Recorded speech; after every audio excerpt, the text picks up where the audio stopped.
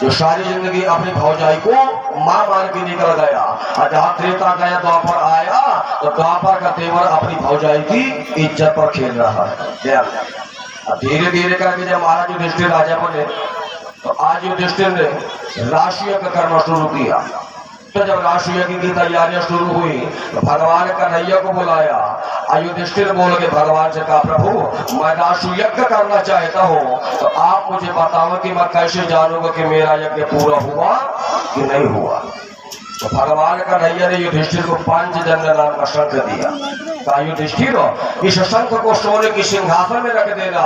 तो ये शंख जब सब कोई भोजन करके चला जाएगा तो ये शंख बिना बजाए अपने आप बजेगा।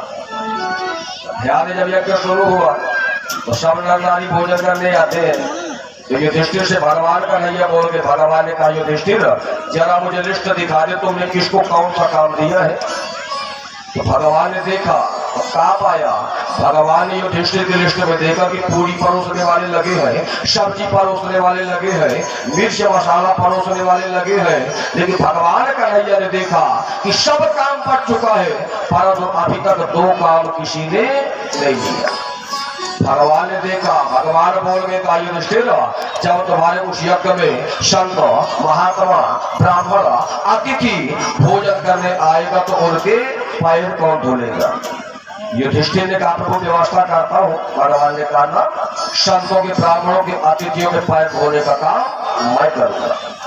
भगवान बोल में कहा, युधिष्ठिर जब सब कोई भोजन करके चला जाएगा तो उनके जूठे पत्तल कौन उठाएगा। युधिष्ठिर ने कहा, अभी व्यवस्था करता हूँ। भगवान ने कहा, ना अतिथियों के जूठे पत्तल उठाने का काम मैं करूँगा। ध्यान में भगवान ने दो काम लिए, पैर धोना पत्तल उठाना। आज जब यज्ञ शुरू हुआ, ध्यान में सब नर नारी भोजन करने आते हैं। सुबह से लेकर शाम तक भंडारा चलता रहा। और जब शाम का समय आया तो शंख बजा। अब बजने के बाद रुक गया। आज जब शंख बजने के बाद रुक गया तो युधिष्ठिर ने भगवान कन्हैया के हाथ जोड़े कहा, प्रभु अब शंख काहे रुक गया। भगवान कन्हैया बोल के कहा, युधिष्ठिर अभी कोई भोजन करने के लिए बाकी रह गया। और जब पता लगाया तो जंगल में वाल्मीकि नाम का एक स्वपच हमारी जाति का जमादार शंख भोजन करने नहीं आया। तो भगवान कन्हैया बोल के कहा, युधिष्ठिर अभी स्वपच भोजन करने नहीं आया। तो युधिष्ठिर ने अपने भाई भीम को भेजा, कहा, भीम चला जा और जाकर के स्वपच को निमंत्रण दे आना। ध्यान में भीम गई, स्वपच के आगे निमंत्रण देने जा रहे, लेकिन भीम के मन में अहंकार आया। क्या था, तो हम राजा महाराजा एक दो मार के न्योता दे जा। तो आज जब भीम के मन में अहंकार आया तो भीम पहुंच तो गए स्वपच की कुटिया में, लेकिन भीम अहंकार में ही बोल गए, कहा, स्वपच सरकारी द्वार हमारे न्योता है, मन चलिए वो तो खा जाए। जहाँ भीम ने कहा, कल तेरा निमंत्रण भोजन कर जाना, तो स्वपच कमजोर न हुए। स्वपच बोल गया, कहा, भीम मैं मरते मर जाऊंगा परंतु तुम जैसे अहंकारियों की यहाँ जिंदगी में भोजन करने जाने वाला नहीं। तो भीम का लाभ की एक कदम और वहीं मर जाए, लेकिन भीम ने सोचा नहीं, भैया का आदेश नहीं है। तो भीम लौट करके आए और महाराज युधिष्ठिर से बोल के कहा, भैया वो स्वपच ने तुम्हारा निमंत्रण नहीं लिया। जहाँ भीम ने बताया, कहा, भैया स्वपच ने तुम्हारा निमंत्रण नहीं लिया। तो युधिष्ठिर जान के कि एक कहा कौन चाल हुई है। तो अगले दिन ध्यान युधिष्ठिर ने स्वयं भाई भीम को लिया।